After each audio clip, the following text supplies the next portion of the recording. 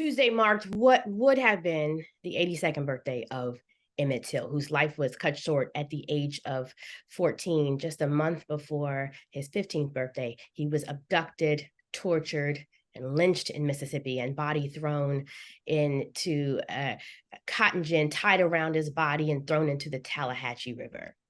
Today, we are fortunate to have with us Mr. Stephen Benjamin, former mayor of Columbia, South Carolina, and senior advisor to the president, director of the Office of Public Engagement at the White House, to talk about the establishment of the Emmett Till and Mamie Till Mobley national monuments in Mississippi and in Illinois, to memorialize this pivotal moment in the civil rights movement and what it means today.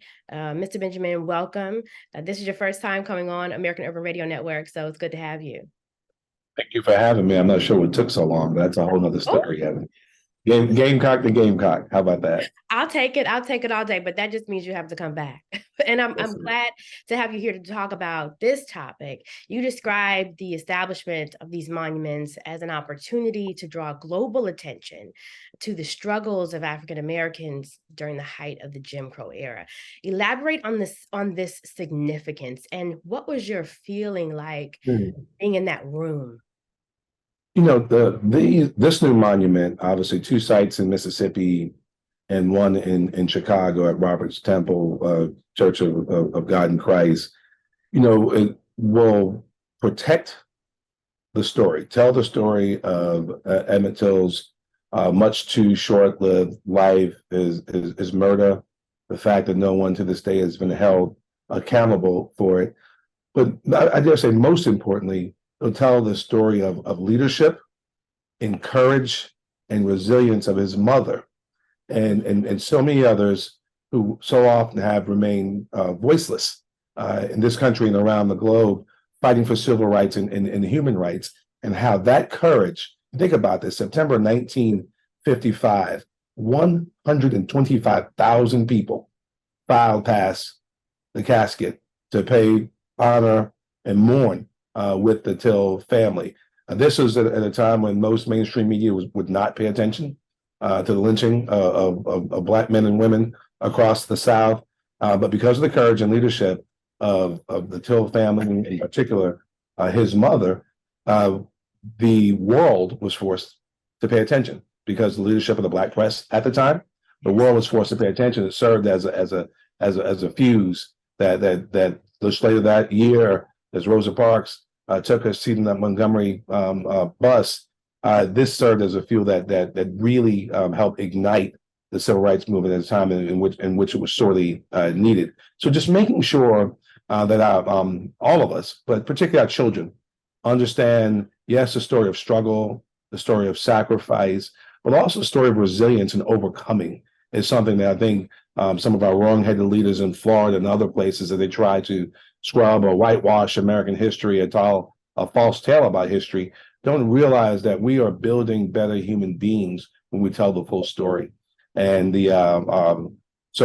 making sure that so many historic sites all across this country have been washed away or blown away or burned down over time, and making sure that for posterity, that people will know that at Graball Landing outside of Glendora, Mississippi, is where Emmett Till's mutilated body was pulled from the water, that the Tallahatchie County Courthouse, that there was an unjust trial that released these men accused of it, and then at that great Kojic church in Bronzeville and in South Side Chicago, that was a place that we not only mourn Emmett Till, but we started a movement. It's important to the story of America. It's important to the story of the African seed and the American son. And now, because of the leadership of President Biden and Vice President Harris, it'll be protected for posterity.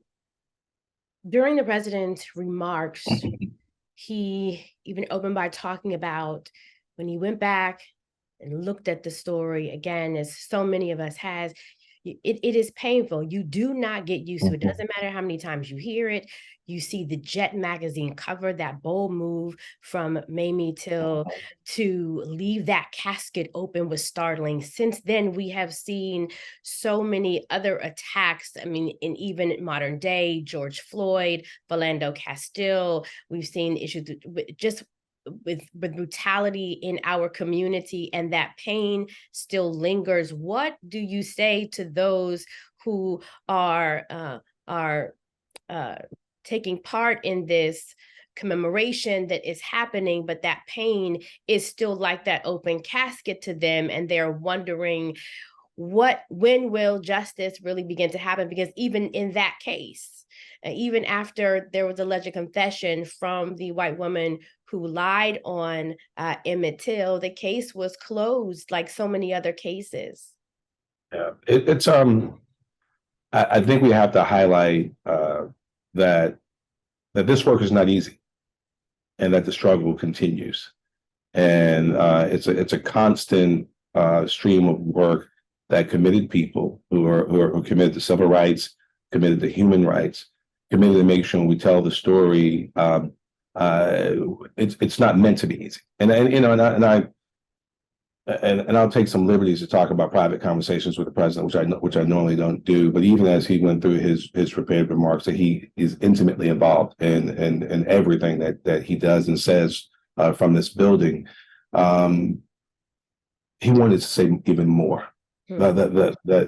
This pained him deeply as you just think about the story, and he did some of that after his prepared remarks very candidly yesterday.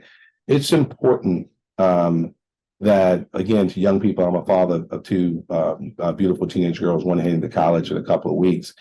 It's important that young people understand the story and understand that there are people who marched, who cried, who died, who sacrificed for us to have the opportunity to live the lives that we lead. But we understand that we are yet another brick in the foundation, that we stand on broad shoulders, but there's still work to be done, and that there are generations yet unborn who are counting on our work. This work is not meant to be easy. We ought not be as disappointed as we are, but there's something that comes from the idea that we may not be where we want to be yet, but we're not where we used to be because of leaders like Mamie Till Mobley, because of the leadership of Benny Thompson and Bobby Rush and others, because of the commitment of our president and vice president to make sure that every single thing we do in this building and in this administration is focused on protecting human rights and dignity, that literally every policy prescription coming out of the White House is viewed through a lens of equity to make sure that communities that have been disinvested in or even oppressed over the course of American history have their moment in the sun. There's work to be done, and I think it's important to us. I remember my children first seeing the Till installation at the National Museum of African American History and Culture. They'd been throughout the entire facility, amazed and in awe, but that one, a 14-year-old boy, the same age as my youngest daughter at that time, it touched them. It moved them in a very different way. And there are lessons to be learned here that often, again, are born in pain, but on the other side, they're a story of overcoming. And we need to make sure our children are able, in 2023 and years from now, be able to take that journey that leads to being a better human being. Just two quick last questions. You talked about lessons being learned. There's a fear that lessons may not be learned because of the attack that is happening in our education system. And the president did address that issue. He connected this to the fact that we must continue to tell the story. We're seeing attacks in many red states across the United States. We've had hundreds of books being banned, and this I call it demonic audacity of people to begin to erase the real history of this country and confront the racism in this country. And so when we look at that in light of the ceremony that just happened, what we're seeing in our headline news, how can the administration begin to confront that, even whether it's on a policy level, working with the education department? What can be done about this? Oh, we work every single day. We have a fantastic Secretary of Education, Miguel Cardona, who I'll be spending some time with talking about higher ed and the work we're doing post some of the Supreme Court decisions, and particularly around HBCU work today. I think some of the foolishness happening in Florida. The It's insulting. It's inaccurate, and it's hurtful to try and deny the history that some people have suffered through and still suffer through to this day. And we have to make sure that as a government, federal, state, and local, but also just as members of civil society, that we do our part. My daughter's erecting a little free library today in our community, to make sure that she populates it with books that others are trying to take off the bookshelves in our school district. We all have a responsibility. I had the privilege of traveling to Jacksonville with the vice president just on Friday, as she decided to take Ron DeSantis and his foolishness head on.